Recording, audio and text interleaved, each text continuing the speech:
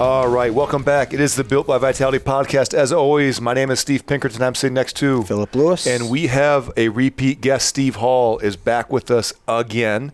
And we are going to check back in. It's been about 8 months since he took over the space out front. We talked about what the transition was going to look like. It was like week 2, 3, 4, something like that when we first talked to him. And, it was early. Yeah. Phil hadn't even got choked out by Steve yet. So it was like, does it even count? Really? I kind of felt like I got choked out before I even actually got choked out. That's how it felt. I just knew it was coming. Philip and Steve have a special relationship where it's just it didn't surprise me at all that was how that kind of morphed into it. Yeah. You know, it just kind of like big brother, little brother, father, son kind of thing. Not so much big brother, little brother. More like I don't know, annoying neighbor. Oh, that's good. Okay. I don't know. Right. Great. I'm just following his lead. Okay. All right. But on today's episode, what we're going to talk about, I want to get Steve's perspective on how this transition's been for him, how the business has transitioned. Has it changed? Has it evolved? I think so many businesses have the opportunity to pivot, and I don't necessarily think that we would consider what you did a pivot. I think it just evolved into something different. I think that as your business grew and you changed, it just made sense to make that change. But so many people will fight that because of the amount of work that goes into making that change. And Steve and I had this conversation when we were trying to figure out if this was going to work. Is I totally get it. Like, he's going back into the fire by making that change. Yes. At that point, I was semi-retired. I think I was working 2 days a week. I've always put a lot of focus. We have 9 locations, and I've always put a lot of focus into the other locations. And so I've never put a lot of energy into my personal school. And so it was time. It was past time. We had our Denver location was doing triple the business as I was, and John Blyler, he's amazing, and works for every bit of it. But he's kind of my second in command, so I can't have him kicking my butt like that. So he was, and he's been a major motivator for me to grow a lot for every angle. And I do the same thing with him.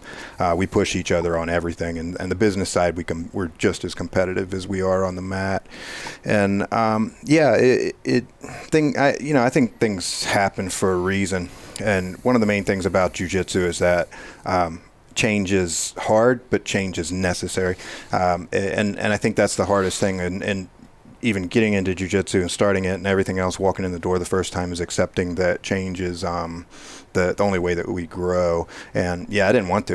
I fought it with everything that I had. Mm-hmm. I was happy in my little dungeon in Charlotte, and it was off the main road, and it was hidden on purpose so that people had to look for me. They were coming after me, and so it was a very particular clientele that I wanted at the time. And so when this all came up, I really wanted you to leave me alone, really.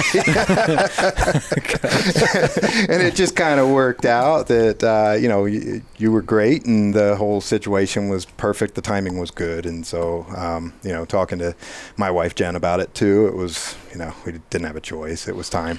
What do you think the biggest challenge as you look back at that transition, moving spaces? Because if I drive from Vitality to your Charlotte location, your old location, it's about, is that a 15-minute, 20-minute drive? Yeah, it's a 20-minute drive, and it was way farther north than I wanted to be because I can't move away from my client base. Mm-hmm. And that was right out of the gate that I didn't want to go that far north, and we did talk about that too. Yep. Honestly, the adults, we probably lost maybe less than 10. The entire kids program fell apart, and rightfully so. As a parent, I know, we're looking at about a 15-minute window tops to getting your kids back and forth and dealing with getting out of school and work and, homework and everything else that goes along, other sports, and kids' schedules are crazy. And so I kind of anticipated that. We did actually get more kids along the way that I thought that I expected that did move with us. We made the move before we were actually over near the Walmart in Concord when we moved over to Statesville, old Statesville. And it's still about a 20-minute drive. And I think we lost 1 or 2 adults. At that point, we didn't have a kids program because I didn't want to run one. Mm-hmm. And once we started running the kids program took off, and then we changed everything when we came over here. The whole system just flipped over, and it's been great. So you almost had to start from scratch with your kids program. You were able to.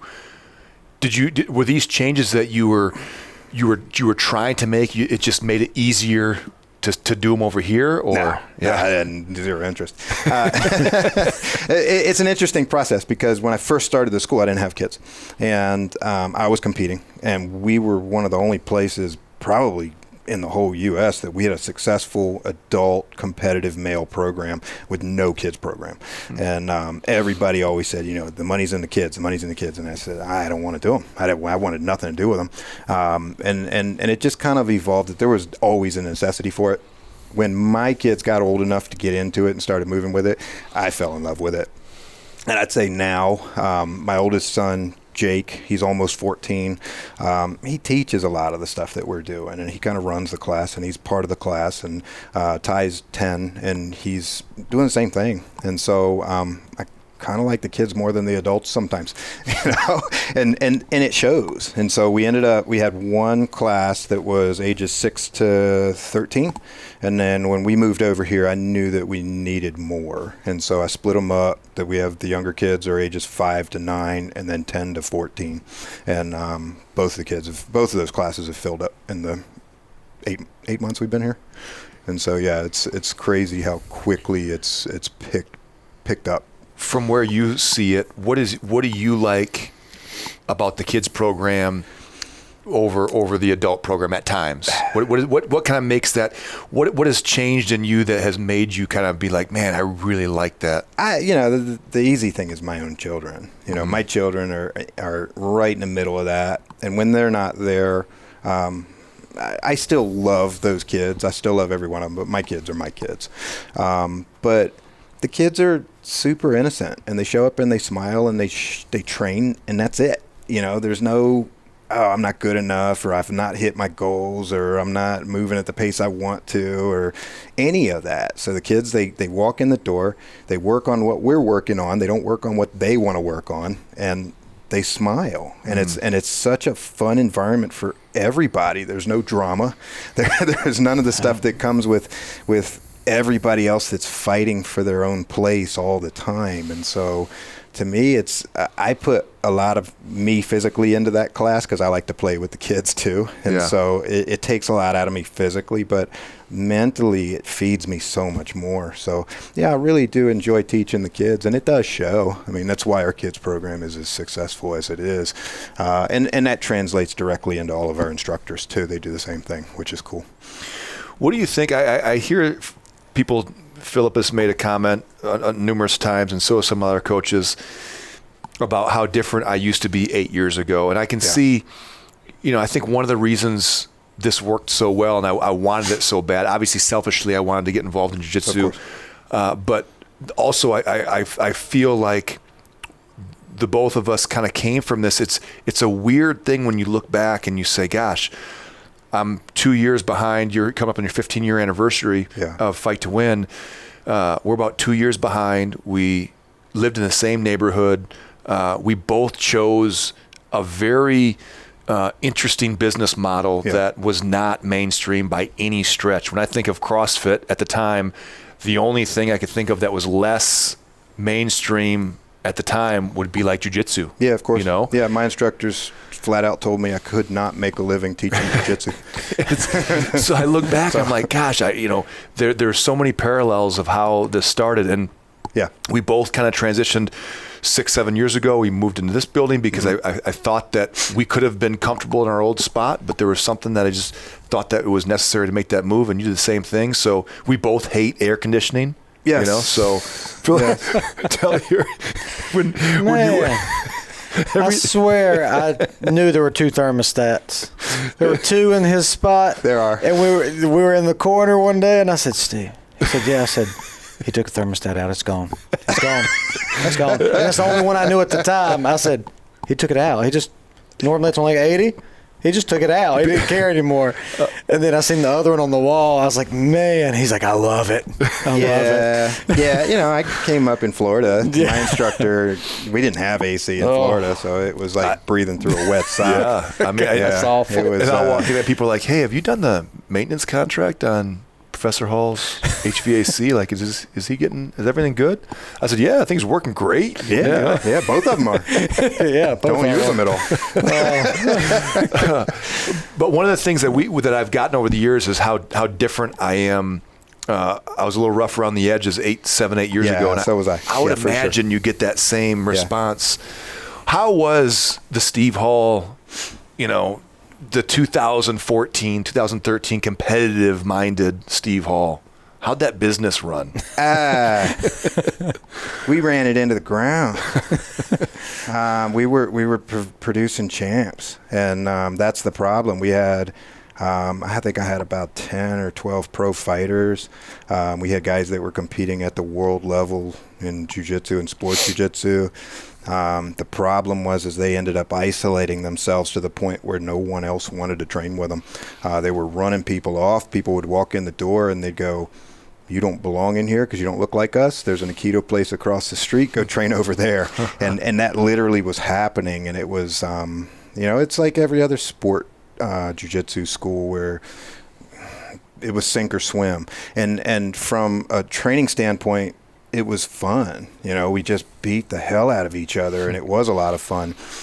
But we fast forward, here we are, 5, 6, 7 years later, and we've got this big gap of mid-level belts. Like, there's no purple belts. There's no brown belts. It's just starting to show its head from us screwing it up, 7 or 8 years ago. And it just wasn't good for business. It wasn't good for me personally because there's no longevity in it. The client base with me is still getting a little bit older, and everybody's getting injured, and it just didn't work. And so we changed all of it, and now it's easier. We're at a place now where anybody can walk in the door. We have whole families training with us, which we never had before. Wives, daughters, kids. Every size. People are on the mat all the time, and everybody helps each other. And it creates a much easier environment for everybody to be in, that you walk in the door and you feel comfortable the minute you walk in. And I created a situation where that wasn't possible before because I was training for me. There was a point of pride in our Tuesday, Thursday cardio classes that everybody that came in threw up. And because I was training for me, I ran the class, and anybody that wanted to join me was welcome to, but I wasn't going to slow it down for anything because it was while I was competing. And, it just got to the point where it just wasn't doable even for me anymore. And so it started slowly just dropping off. And we ended up with very, very few people that were long-term. We have guys now that have been training with me for 10, 12, 14 years. That number's smaller than it should be because a lot of the guys just they took permanent injuries because they were pushing harder than I was when I was at their stage. And so it just wasn't fair. Mm-hmm. And so, now we've got this culture where, I throttle you back every chance that I can because this is a longevity thing. If we're training every day and training hard every day, you've got a couple of years at most. If you slow that down a little bit and train smart, you can train for the rest of your life and still get a lot out of it and still be great, still be very, very, very good and productive, and change your views on life, which is what we're doing more than anything else. Like, you've changed everything you're doing here now and since 8 months ago too, which is the coolest byproduct of jiu-jitsu because it makes you look at things differently. And you can't do that if you're just beating the hell out of each other all the time. So I kicked out all my MMA fighters. We stopped focusing on competition, which is interesting because we just had a competition 3 weeks ago, and we won the whole thing. We won the overall teams, gi, no gi, adults, kids, everything. And I'm completely against it. So we're still doing something right, apparently. Yeah. It's so interesting because the only exposure that Philip and I have had to you is this the new Steve Hall from 8 months ago, where it's a little different. Yeah. I mean, really, when you say you are throttling us back, that's exactly what you've told us from day one is, don't get hurt. Let's just not get hurt. We have years and years and years. And I think back to, would I have loved the Steve Hall from 8 years ago? Yeah, for absolutely. sure. But I wouldn't have survived. Yeah, because but it's we probably go once a week. There's an maybe. interesting thing too, that either we would have been best friends because we started at the same time, or we would have completely butted heads because we're both too alpha. And that's the thing. If we missed and hit that time frame wrong, that was going to cause an explosion instead of a friendship. Yeah. And so no, it worked out the way that it was supposed to. And I think that people, when you say, I remember walking into the morning classes, and there was, when Philip and I when the transition first started, 3, 4, 5 people, and now you'll have 14, 15, 16 people in there. And when you look in the wall, I mean, holy cow! I mean, it's every different demographic, every different walk of life you can imagine. And then you look at the night classes, and you've got 40 in there. 45. I mean, it's just that wouldn't happen if you didn't have the community feel that you have now, that culture that you've created. And it's cool because I think so many people, their biggest fear of jiu-jitsu is just walking in someplace and feeling like they're in Cobra Kai or something. Sink or swim. You get beat up because you walked in the door. Yeah. And we've done really, really well of staying away from that. We have a fundamentals program that's designed for anybody to walk in, and it's easy, and people sign up all the time. And it's the crazy thing that most people sign up day of or the next time they come in. 2 out of 3 we get, which has always been pretty high, but the longevity is starting to change. We're getting people that are starting to train longer because we're not beating them up anymore. It's just an easier environment to be in all the way around, and it's jiu-jitsu is supposed to make you feel good. And if you're beat up all the time and you can't move your fingers because they're all broken, and you're turning like I do, like with your shoulders. Like, what's up, man? It's not a good way to live. Yeah. It's not the true jiu-jitsu lifestyle. The true jiu-jitsu lifestyle is that you take care of your body, you take care of yourself, you take care of the people around you, and that's what it's really about for me too. But I also think that there's a lot of people, I would make a generalization, you could correct me if I'm wrong, in the jiu-jitsu world, let's call it 10 years ago, a lot of these guys that opened schools had that similar mindset than you did. I don't think that the majority of those people have the ability to change or pivot the way that you did mentally. They don't want to. That's the problem. And I'm sure you see the same thing in CrossFit, that there's been an evolution where you go, what we're doing is not necessarily the easiest way. It's not necessarily the safest way, and you have to stay up with the times and evolve. And the interesting thing about that is that we're actually evolving backwards, that what we're following now was Royce's father's vision of jiu-jitsu, which is give it to the masses. It's not the specialization of chasing the gold medals, which is what the younger generation is really pushing. And what, there's been so many things, the Ultimate Fighter, Gracie magazine, there's so many things that have pushed the International Brazilian Jiu-Jitsu Federation, the IBJJF, to really kind of take this momentum and run with it. And it's been great to see the evolution of the sport, but again, it's a young man's game. It's not conducive for me that's been doing this for 30 years and not getting any younger to keep that momentum going like we used to. I'm not an MMA fighter anymore. I'm not a competitive jiu-jitsu black belt anymore, but I still love teaching, and I love being on the mat and being around you guys and being around everybody that's on the mat, and it's created it's a more fun environment for me to be a part of. I mean, you see how I treat it. I like being out there. Yeah. I smile every time I walk in the door. It's a cool space. It's a cool building. It's a cool culture. We fit in really well with the Vitality family too. It's just been a neat merge, and so it's been easy. We see it on the affiliate side in the CrossFit world, these gyms that stay open for, very few have been open 15 years. Yep. It's a small list. Yep. And usually what happens is But they open just as fast, and that's the crazy thing. Yes. They open quick and they shut down quick. Yep. Same thing with jiu-jitsu. For sure.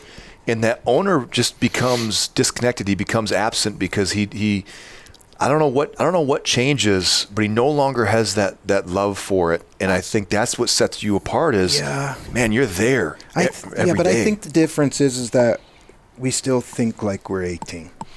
You know, my mind is still 18. My body's not. And I had to make that change from sparring with every single person, every class, every day, 6 days a week for 10 years. And then going, man, I spar once a week now. You know, maybe twice a week if I'm feeling good, and I'm very picky about who I'm rolling with. I only roll with people I know they're not going to hurt me. And it's not easy for me to accept that. That was something that when I made that transition, it was very difficult. And there are a lot of guys now, and this is, you know, for me, it's very heartbreaking. I've got guys that used to do that. They started too fast. They were training 6 days a week for the first 2 years. They changed careers, they had kids, they moved or whatever, and all of a sudden they can't keep that tempo up anymore. So they just quit and they walk away instead of just throttling it back and going, that's not what you got into in the first place. You know, the culture created that momentum of you have to be there all the time and you have to go harder than the guy next to you and you have to chase that gold medal, and it's just not, it's not realistic long term. And so, you know, we're in a situation where when we are all old and crippled and can't stand up anymore, we're all still going to be hanging out, you know, and we're all going to be friends instead of going, now he's old and he, you know, Royce is 10 years older than I am, and I can't keep up with him. You know, he runs circles around me. And so I want to be like him, you know? And it's such a cool thing that's what we're pointed towards, is all of us being just healthy. Just be healthy and don't destroy yourself in the process. And yeah, you should stand a little bit taller when you're out and about, you know.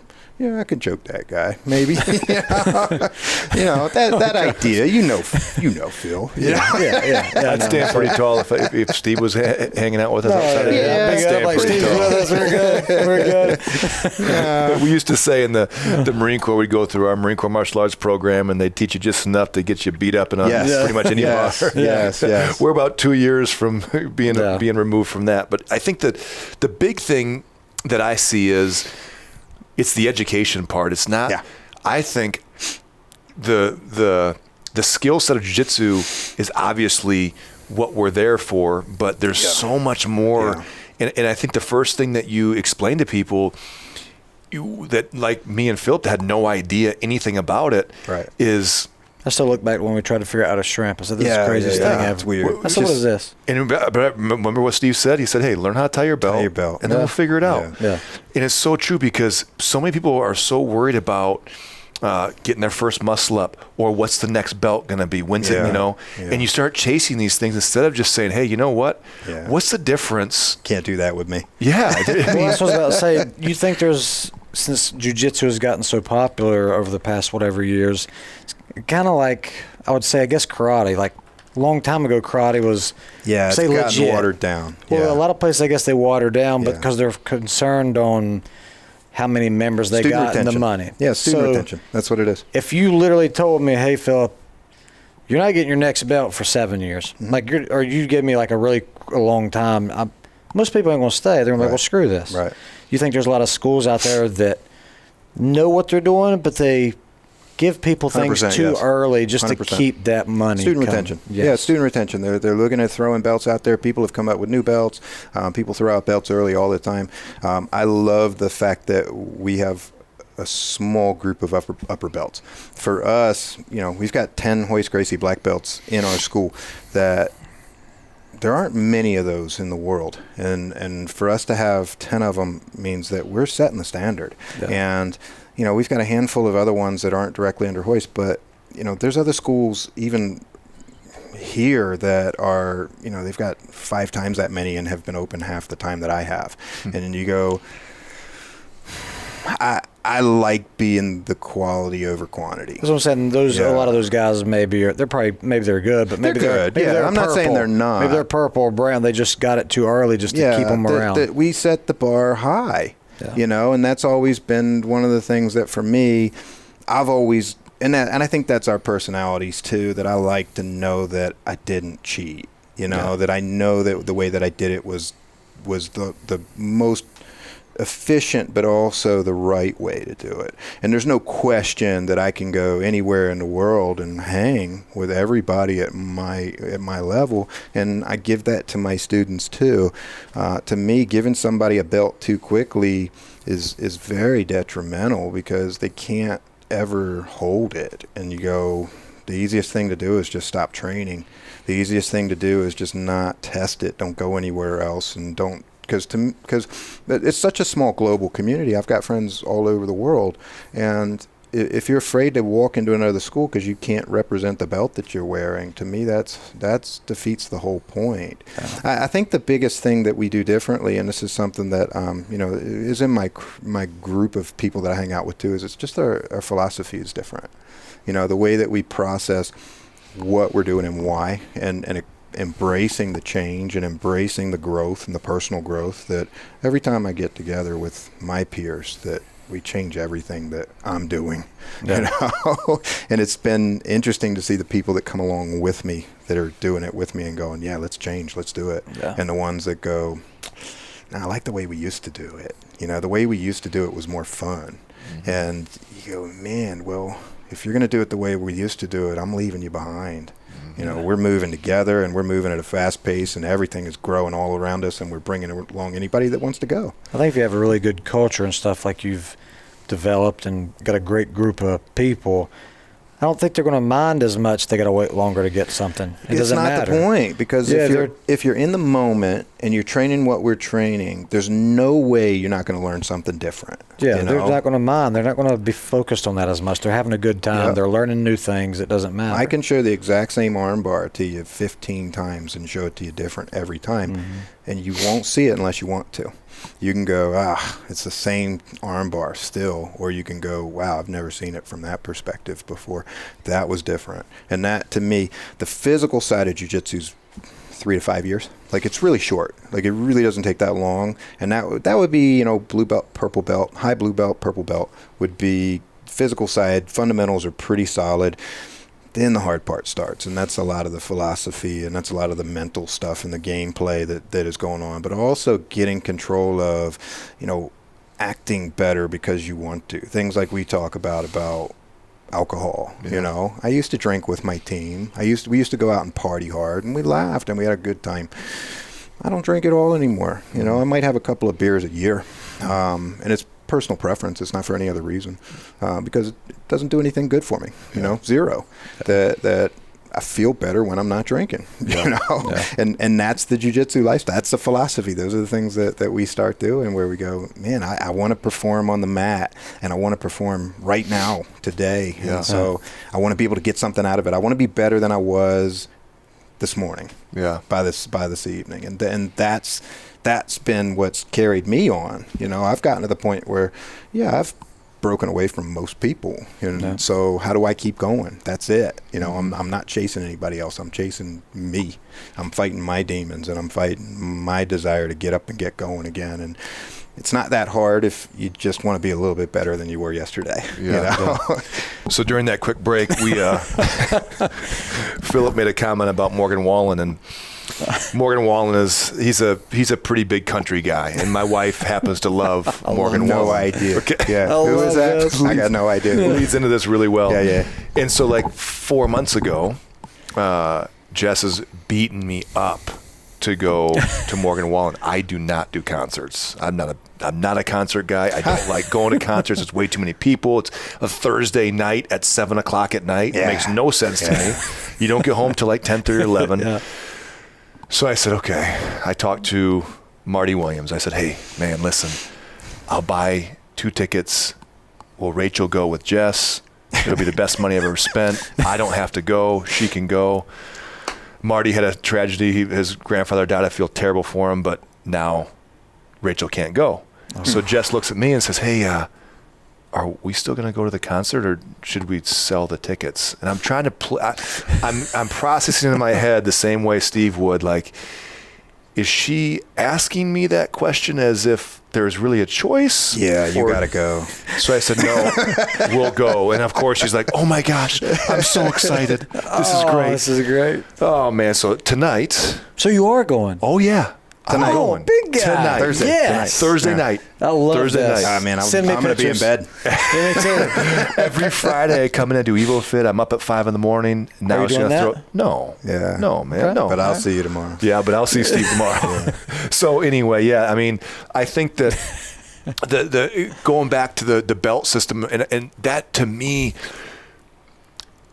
within the first week, we had multiple conversations in our foundations class about the mindset behind jiu-jitsu. Yeah. And that's what I don't think these other schools are getting is the why behind it. Because now, Yeah. what does Steve always say? He's like, hey, you put that belt on, and now you're representing Fight to Win and you're representing Steve Hall. Yeah, me and That's a Royce different, and everybody else that you're standing next to. If That's we a go on different vacation mindset. somewhere and I'm like, you know what, I want to train a little bit, and I go to some random school and I have your stuff on, they're going to be like, Yeah. he gave him that? This Yeah. guy's terrible. Yeah. Like, so it's- now there's that that little bit of pressure that's like, okay, listen, it's not about us individually, it's Yeah. about us as a school, and it makes so much sense. Why wouldn't you want to be, look, I have no issue.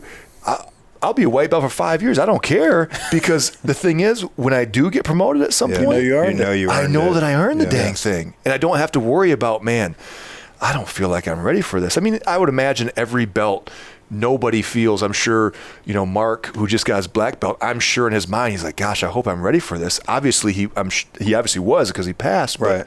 there's always that, like, that is it time? nervousness Is it about, really man, time? I don't want to let Steve down because now I'm one of his black belts, Yeah, but again, you're a parent. You understand how that is from a parent's perspective. You don't. You give your kids more responsibility, not to put pressure on them. To see them excel. Yeah. And you'll do that too. And everybody that goes up through those ranks, it's the same thing. That as you start to me, the belts are just markers of progress. Like, that's it. And we do get caught up in it too much that people get fixated on it, that I've earned it and I deserve it. Mm-hmm. And that will destroy this whole philosophy faster than anything else will, is that, this guy started after me and he got promoted before I did. Well, what was he doing different? You didn't see the classes that he was there that you weren't, And so, yeah, he was putting the effort in. But the biggest difference is the attitude is usually cleaner, where you go, that person is happy to show up and do whatever we're working on, where the person that's not happy to be there is really slowing down everybody around them, because that is infectious. And I'd say with the belt system, I feel the same way. I'm one of Royce Gracie's highest ranked black belts in the world. And to me, it's a strange thing to say out loud, but it doesn't bother me at all, because Royce Gracie trusts me to hold that rank. So it's silly for me not to trust myself. And I feel the same way about every one of my guys underneath of me too. If I'm going to put a blue belt on you, that's my reputation, not yours. And so, yeah, you should trust me. You should trust my judgment that I gave that to you because you earned it, not because not because we're friends, and not because you've put the time in, but because you think somebody's gonna quit. You did the right thing. Yeah. I mean, crazy. It's like, no, I gotta give it to them, or they're not gonna pay me next month. It's not a. No, I've never done it. I feel like karate got watered down that way a long time ago. Just what I was talking about. I just feel like now it's like we were talking yesterday when I was messing up blocking the punch. What I was like, we're like karate, like. I think it's just now you do the moves, and they give them these little things to make them stay. Yeah, and there's a time frame. You're going to get the black belt in 2 years. Give and you all a of this. Even for jiu-jitsu, like, you can't get your blue belt till you're 16 years old. And I've had parents come in and just be like, "Yeah, you need to change that." Like, really? That makes sense. Really? I feel like if you took an old school, Bye. Well, I feel like if you took an old school black belt karate guy and like one of the new school ones that just got it in the past few years. Yeah, they come from a crush. I think they would get just. Sure. Yeah, they're and to me that's heartbreaking to even say that. It's not something that makes me happy to say. No, it's just I feel like there's some schools like that. And I'm glad yours isn't. Yeah, but there's also a line where we do the philosophy side of it too. That if it's not based off of going to a tournament and winning a tournament, and the argument on that is that if you go and win and you get promoted, when you go and lose, should you get demoted? Yeah, probably. I think so. Yeah. So, yeah, if that's the only basis, and that's where you end up with these guys that are physically very tough and very good on the mat, but they're not really people you look up to. They're not really people that you should send your kids to. Mm-hmm. And that's one of the things that I really have tried hard to fix. And that, again, that comes directly from Royce. That comes from his father. That we're basing our situation off of a lifestyle and off of being in a happy environment where we're all comfortable. I would say that the Professor Steve Hall white belt rule is great if those 14-year-old kids or 15-year-old kids, and he should do the same thing like he told you. He said, hey, I'll give you your blue belt tomorrow if you submit me. That's the only way you're going to get fast-tracked to that next belt. That's okay. And that's the way it goes, and that's the old school Gracie challenge. Oh, God, it's terrible. I tell you, I just keep my current belt forever. I don't think there's anybody that starts jiu-jitsu that doesn't fall down that rabbit hole of YouTube. Yes, I wish it's a different era. Man, I wish I could go back with. into those and have like an iPhone 12 to video, because they're old school videos you can't really see, but what a concept to say, hey, someone wants to come challenge someone from Professor Hall's school. Cool, we line up around the wall. He picks somebody and says, all right, here you go. He's yours, yeah. I'm not even doing it. You got to get through my blue belt first. That'd be awesome. That's insane. I mean, gangster. I love it, but you just can't. I can't get enough of that. But then Steve talks about the mindset. That to me, again, all through this, it's not about the skill set. It's just about so many things wrapped into one. The mindset is a big part of that. And there's attendance. Attendance is a big part. You can't get better at jiu-jitsu by doing anything else. There's people that say, oh, I got to get in shape before I come train. Well, that's like saying you need to study before you go to school. We hear that here too. I'm going to get in shape before I try your class. Yeah, that's crazy. No, show up. That's part of the byproduct. So you've got attendance is important. You have attitude. That positive attitude has got to be there. If you come in and you don't want to be there, why are you showing up? Like, I don't understand that either. Why do people come in if they're miserable? If they don't want to follow the path that I'm following, then why are we fighting that process? Like, I don't understand that at all.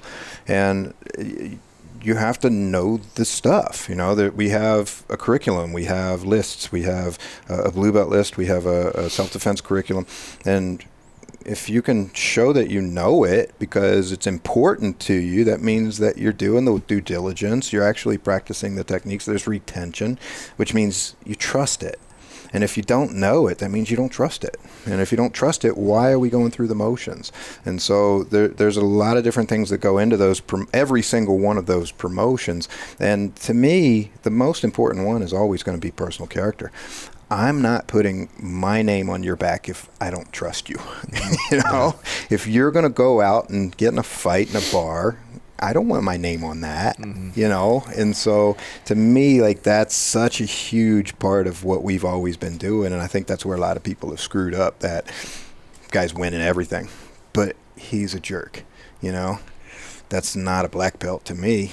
That's a guy that is just a thug and a bully, and he really shouldn't be wearing that belt. And so it's super important that, you do due diligence when you're looking for a school and looking for somebody to train under. The belt is only keeping the pants up. That's it.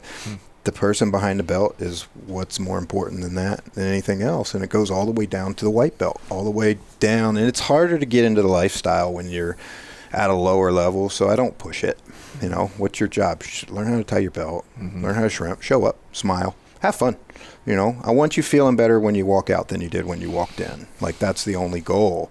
And if we do that for a long period of time, you'll start to see the things that we're doing differently, and you'll start going, hey, yeah, maybe that's a good idea. Maybe I should do it that way. And that's all it is. That's the jiu-jitsu lifestyle. And that's maybe I do need to eat a little bit better so that I can perform better. Maybe I do need to stop drinking so much so that I can perform better. Maybe I do need to get more sleep so that I can perform better. And all of those things that we do that we take for granted, like having a beer on Friday night, or, working too much, working too long, not sleeping enough, not resting. Those things that are hard to do for everybody, including me, And so we go, okay, it's a pretty clear-cut path. And if you're not going to do what needs to be done to get there, you're not going to get there. And it's not really my fault. It's just a representation. That's it. Few places, and maybe I'm wrong, there's more than I can think of, but you can jump in here, Phil, if you know of some other places, but few places reward humility the way that jiu-jitsu at your school does. And I think that what I mean by that is if you don't have an ego and there's no humility, and you have humility, man, there's not one person that I haven't asked a question to that hasn't taken the time to sit down and explain however dumb the question was. It's unbelievable. And I think that's different if the culture is different. I think if you 100%. bring people in with an ego, you might ask Dan or anybody. But again, that's what we had. That's what we had. We had a bunch of purple belts that were actually hurting people, and they were running people off because they weren't keeping up with them. We had purple belts that were hurting white belts for acting like white belts. You come in and you bump somebody with your elbow by accident because you don't have control over it yet. There's no sensitivity. It's not your fault. And so, that would be like, a kid runs into you by accident, so you just smack them in the face. It's like, that's a kid. You can't do that. And so, that happens. And it happened in my group. And we had guys that were hurting other guys because they were acting like white belts. And it ended up, it was such just a cancerous environment that it affected everything I was doing. It cost me a lot of money, and it cost my family. It cost my whole life. It cost my group. And when those people got out, the whole group took a deep breath and went, oh, thank goodness. We can shine now. Let's go. And there's a big difference between humility and confidence. I still like confidence. I still like you stepping up and going, hey, I'm taking over. Go for it. I don't care. My name's on the wall. I'm not going anywhere. You can run everything you want. And so there's no fighting that kind of stuff. It's not ego driven where we're all fighting the pecking order all the time. The pecking order is set. The pecking order is set heavy. And so if you want to run classes, run classes. If you want to teach, teach. If you want to just show up and train, just show up and train. So it's a cool environment. Well, there's certainly, there's one alpha there. Everybody, all your black belts have that personality, but there's no confusing that there's one Professor Hall. There's different levels of black belt. Yes. That's what Mark said the other day. Yes. He said, wow, there's still different levels of black belt. Yeah, there are. Everybody is so clear about that you're right. There is no pecking order. And I think a lot of places, I would imagine that's tough to see a black belt and white belt interacting. Because the truth is on the mat. And that's the one thing that I think is so cool about jiu-jitsu is that the truth is always on the mat. Either you can or have, or you don't, and you can't. And so, if we want to get on the mat, I'm still young enough and in good enough shape, then let's go ahead and go. I'm still good with that. That's going to change, but the stories are still there and everybody knows them. And so there is, even though you didn't see how it used to be, the guys still talk about it all the time. There were tales of, lots of blood on the mat and, fights and everything else that was going on that we went through. And, we got away from all of that because it wasn't good for anything that I was doing or am doing now. But it was there. And so, we got to where we are right now because those mistakes were made, and there's no question on what happened. So there's no doubt that 10 years ago there was some aggressive rolling going on. Sure. Yeah. Ended with some bad blood with people they just didn't like. No, we didn't have a fundamentals program, and that's what the difference was. So anybody could walk in the door the first day and jump in with the group.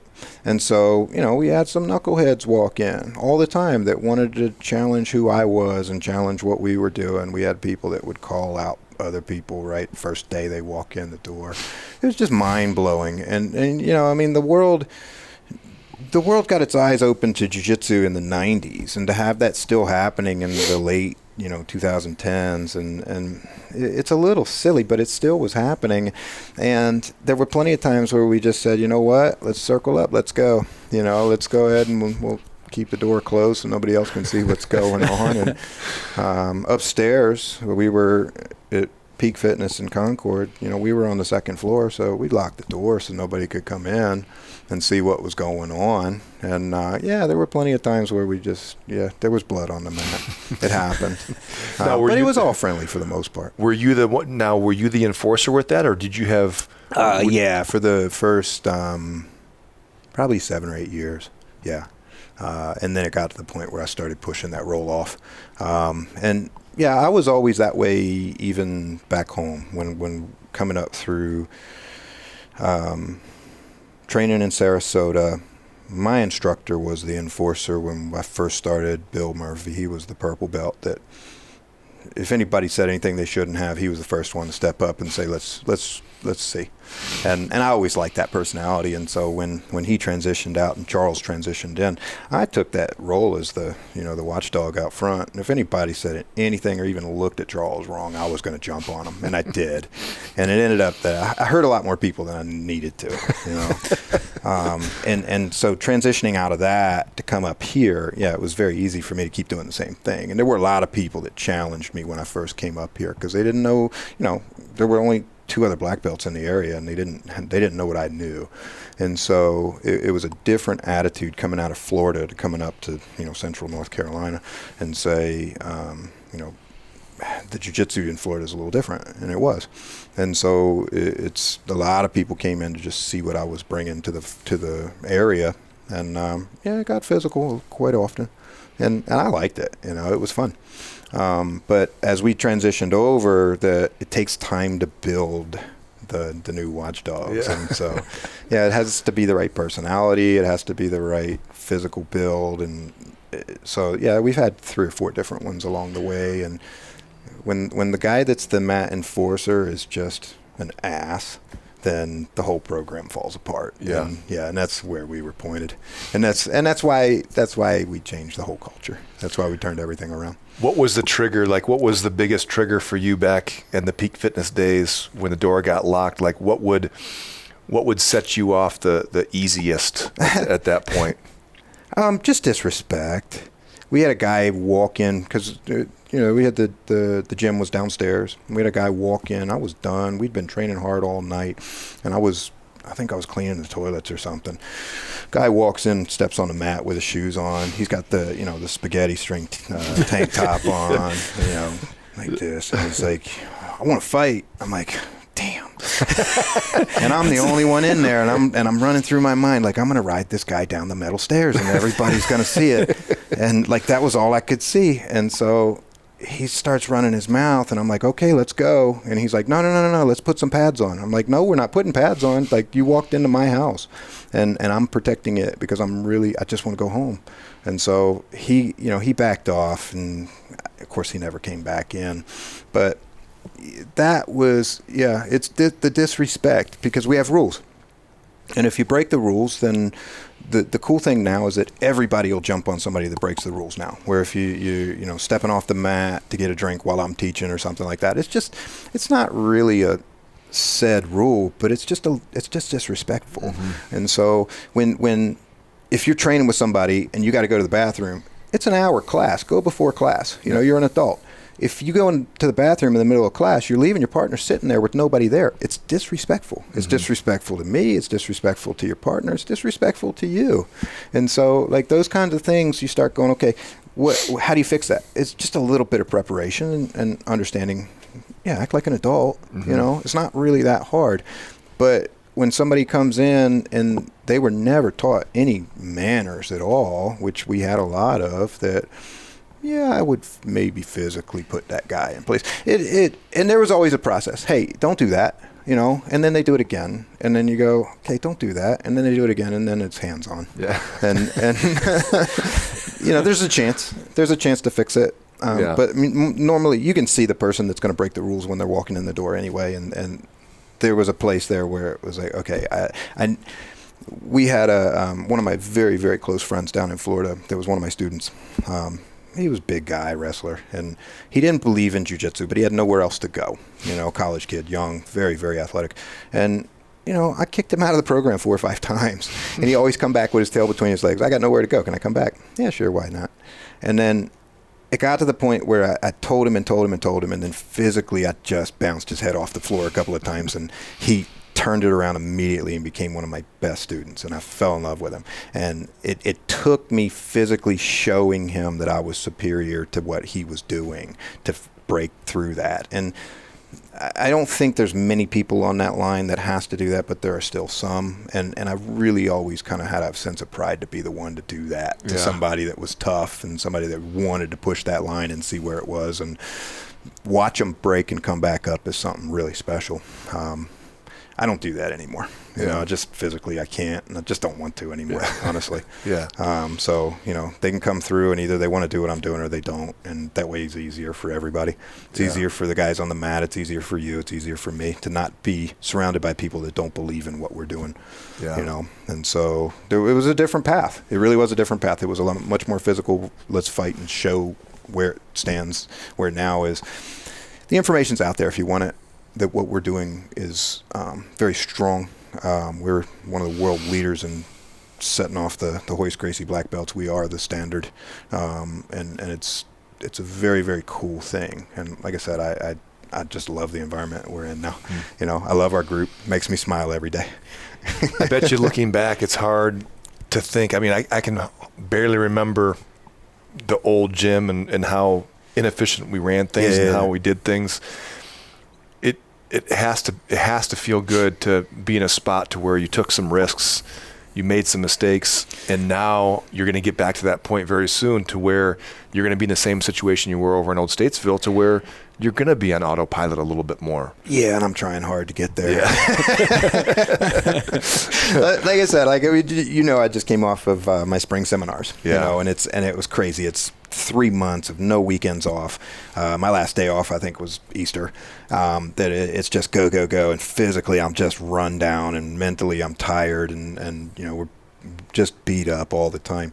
And yeah, home's been neglected a little bit. There's definitely things I need to do around the house that have been pushed off because of, you know, we transitioned this right into the move of getting into this building and getting everything moving, jumping into our grand opening, and now we're at our 15-year party, and it's been a blink. You know, it's happened so fast, but it's already been 8 months. And there's been so much packed into that time, and there always is. And so, I like comfort. You know, I like to be comfortable in what I'm doing, and I liked only working 2-3 days a week and having more time with my family and everything too. But I like this too. You know, honestly, I like both. I like the hustle. I like the grind. I like the push. But I like to have a day off every now and again. And we've had that conversation several times of, I get 2 days off and I can't wait to get back to work. You know, so just because I want it doesn't mean that I need it. And so I'll get back to the point where, my idea of retirement is still teaching a couple of days a week. That I like doing it, you know, and so it's just, and I've got such a good group of leaders around me that I don't take everything on myself, but I still want to, so I push myself out. But yeah, it's autopilot's a strange word because I thrive in the chaos. You know, so do you. Well, I think a lot of people, if you want to think about what success means, I would use that term and say, I think success is not dreaming about retirement, but your retirement is what you're doing right now, just on a smaller scale. And very few people have that are lucky enough to have what they do right now to be something like, man, I don't know when I'm going to retire, but this is retirement. This is it. I mean, this is what I want to be involved in, something that on a smaller scale of this. Maybe I don't want to, be around Phil 6 days a week. Maybe it's only 3 days. 7. Maybe it's 7. You know. Maybe.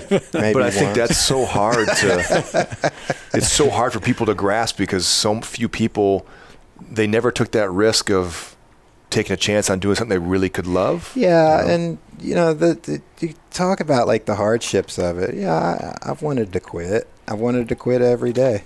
You know, I've wanted to quit every year. I've wanted to quit when we were just setting this thing up. I wanted to quit. It's too hard. It's getting yanked in too many different directions because I still have people all over the place that want me to be at their location all the time, and I can't be in two places at the same time. On top of, my relationship with my wife and my children and my house and my personal relationship of my downtime and everything else that goes along with that. It's always getting yanked in different directions, and that's jiu-jitsu, is finding that balance of where do you put that drive, where do you put that energy.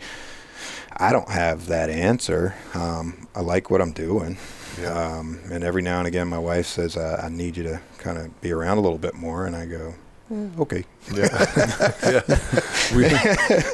and sometimes I go, well, I can't, and it's always that kind of back and forth, but they don't get out of whack, even though, like I said, this drive of this is the first time that I've put the energy into my home location, and it's been neat. It's been fun, but I'm trying to not put so much into the outlying schools because they're all doing real well too. Mm-hmm. That they don't need me hands-on with them like they used to.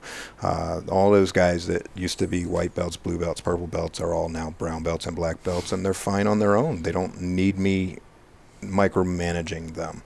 And so, that allows me to be able to put some more energy into this and them still be okay and still go see them every now and again. And it's great to see them. And it's not, hey, you've left us behind. Yeah. Yeah. And so it's always just putting the energy where the energy needs to be put. And like I said, I like the grind. I like the hustle. I'm miserable if I'm stagnant.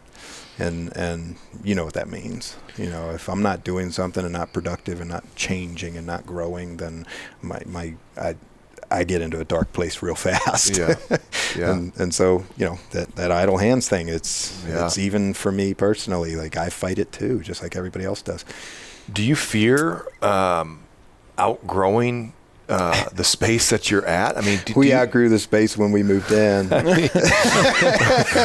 Steve and I talked about this 9-10 months ago before he moved in. He said, this is going to be a lot bigger space. I just don't know how it's going to work. And then I start seeing pictures of the evening class. I'm like, Steve, we're not even a year in. No. If you flower sweep somebody, you better hope the other person's doing it too at the same time. Yeah, the other direction at least. It's got to be cool to sit back and say, gosh, but you've called it this before. You said it's a fishbowl. I think it's always been like that because the same thing happened when we moved to the Statesville location. The minute we moved in there, we were already too big for that space, and so it really just comes down to comfortability. I like what we're doing right now. There is room for growth in that space. Mm-hmm. We can add more classes, we can have different instructors, we can have other things going on, which we do. Right now our evening fundamentals program is really just hot, and so that one needs to be adjusted a little bit, maybe spread it out a little bit. But other than that, there's still room for growth in the day classes. There's still room for growth in some of the other locations, and so it's not we'll cross that bridge when we get to it. Yeah, I think change venture to one floor. Yeah, just spin that.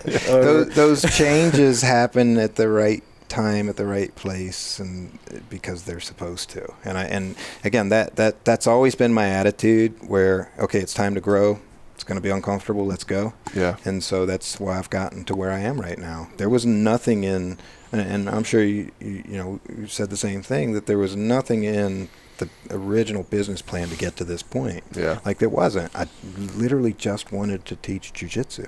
I knew when I was a blue belt I wanted to teach jiu-jitsu. And when I moved up here, I just wanted to teach jiu-jitsu. And then this happened. And it's been cool. It's been fun. It's wild. It's wild for me to picture Steve Hall as a blue belt. It's such a weird. I don't think he had those. I think he was in one of those schools where they just give you that. It wasn't long. I can't imagine he stayed there for too long. No, it wasn't. But it wasn't. If there's one person that gives you the toughest fight on the mat, to one person besides Royce that gives you the hardest time, who would it be? Ooh, that's a tough one. Man, there's a lot of guys out there that are good. There's a lot of guys on our own team that are very good. The one thing that I think over this past probably 6 months is that I've really realized is that I don't want to be anywhere else but here. we used to chase seminars. We go to other schools, go to tournaments and go and compete and go travel to other different places to train. And the competition that's in my own school is better than it is in competition.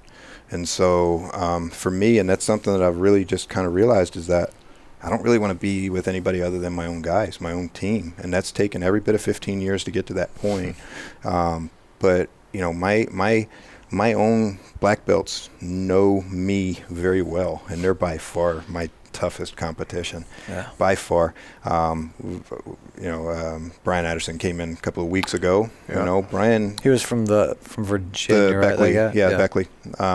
He was a brown belt under me. He moved here and helped me start this program, and we're pretty close to the same rank now. And he's been a black belt for a long time, and he's very, very tough. I'm a little meaner than he is, but physically he's a rock star. All of the black belts, John Plyler, we are so competitive. We've been competitive forever. And when I first met John, I'd been a black belt for about a year. John was a blue belt and just transitioned to purple belt pretty quickly after that. And since he's been with me, he's just skyrocketed, world class, second degree black belt. And he gives me a hard time too. I have to be very careful with all of my upper guys. So to say there's one, there's not really. There's the younger world class guys that I don't stand with anymore. That ship has sailed a long time ago. There's PEDs that are involved at that. There's 20-year-olds. I got one arm that doesn't work very well. I'm not competitive with those guys, and I don't even care. It really doesn't matter. I still would like to be, from my own perspective, but I'm also realistic that's gone. It's in the past. So realistically, the one monster I'm fighting all the time is my own. It's the one that's up here. It's way meaner than anything you've ever seen. And so it's as long as I'm chasing that monster, I can't lose. Because I'm chasing it. I'm trying to beat it all the time, and it's tougher than anybody I've ever met. So. It's a constant fight and it's a constant battle, and I think that's what drives me more than anything else to keep going. Because again, there's levels in black belt. I got my black belt in 2006. A lot of the students here. That's 16 years. What you say to me a couple weeks ago in the kitchen? I walked in, we had rolled hard, took turns with people. We did it for like an hour and a half. I don't even know. We were dead. We go in the kitchen. I walk in, you're sitting there, and as soon as I walk in, he looks at me. He shakes his head. He said, "Phil, that's what's up, man." He said, "I don't know if I can do this for 9 more years." I said, "Maybe we need to take a day off." Yeah. He's been a black belt for 16 years. I've been trying to do this for 8 months. You know who I think his biggest competition is going to be? Give it a decade. Jake. That's the one. No, that's right. That's the one. Jake's going to see all. He's 13 and bigger than me already. That's the one. He's gonna have all the meanness that Steve's got. He already does. And he's got all the answers. You don't realize what an ass you are until you make a miniature version of yourself. Oh, man. And that's what he is for sure. Okay. I love that kid, and he's so frustrating. And, man, he's talented. Yeah, it's not going to be long. Yeah. And we've got a kid like that already. John Plyler's son, Joey, has. I rolled with him once, and he was doing something. I said, "I know what you're doing." He's a baby. He said, "You do?" I said, "Yeah, but I don't know how to stop it." And he I got to give him an adult-sized whooping every time I can. He's 17 or 17? 17. Yeah, man, he's a tough he just kid. graduated high school. He has two kids, He's right? a purple belt. Yeah, Davey. Davey was not as engaged on the mat. He's getting back into it. Davey's a blue belt, and he's very tough. But Joey was there with us every day like Jake is now. And so, Joey's a stud. He's absolutely tough and hanging with the adults since he was 15. Yeah. And so he's a rock star. And that's the next generation, and Jake's on that path too. Yeah. And it's scary. It's scary to think, I didn't start training until I was 22, really. And, he's been training since he was since before he could walk. It's crazy. And Jake too, Jake was born with a black belt for a father, That's right. That's a weird thing, It's a weird thing that I'd already been a black belt for a while when he was born. And he doesn't have a choice. He's going to be tough. I love it. Well, listen, I'm pumped. 15 years is, again, I don't know the number. I should have looked it up. And the percentage of businesses that make it 15 years is it's been hard. Very small. And especially with all the things that you had going on and the changes that took place, it's pretty cool to see. And it is. I love that. I love that Fight to Win's right out in front of Vitality now. And right, we've got so much momentum going right now. I love it. We've put on probably 85 students in 8 months. That's crazy. It's the growth has been faster than I expected, and the group is very cool. That's one of those where you talk to a prospective tenant, and you're like, I think it's going to be great, and then I start training over there, and I'm like, man, I really don't want to upset Steve. I hope the growth is as good as I thought it was going to be. And I start seeing new white belts coming, like, oh, thank you. Yeah. I'm like, hey, man, listen. It's been great. Yeah, you got to do this. It's been great having you guys in there too. Oh, man. It's been a lot of fun. Well, listen, we appreciate you coming back on. I think this might be an annual thing for Steve. I think we'll have plenty of stories every 12 months that we can fill a podcast with. So thank you for being a part of that. Yeah, appreciate it. Thanks. Thank you, guys. All right, guys. Until next time, this is Built by Vitality Podcast.